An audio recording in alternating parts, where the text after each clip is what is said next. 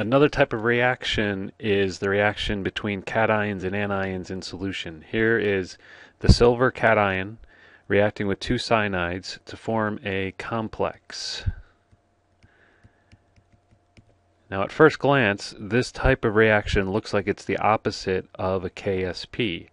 But notice there are no solids in this reaction. Everything is aqueous. KF stands for the formation of this complex. And one of the differences between KFs and KSPs is that KFs are very large numbers, meaning they favor the product side.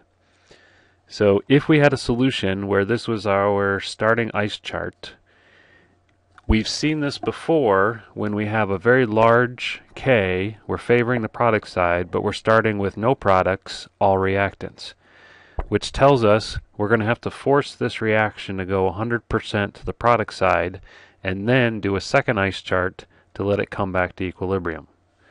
In this case, our silver is our limiting reactant, so all of this gets used up.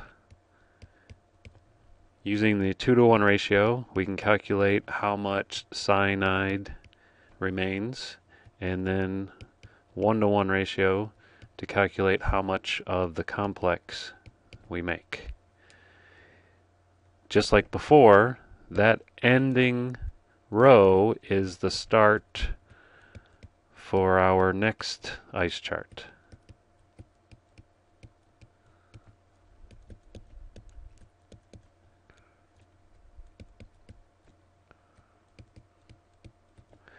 This time we're much closer to equilibrium because we forced the reaction to go 100% to the right.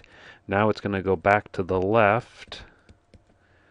But when it goes back to the left this time, we know our x is going to be a very small number.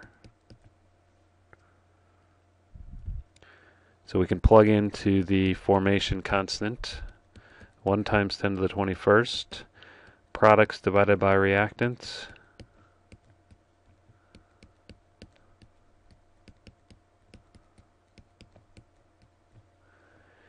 And knowing that our x is going to be small, we can neglect the negative x in the numerator.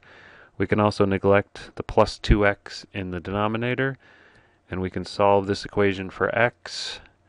And we get 1.385 times 10 to the negative 22nd.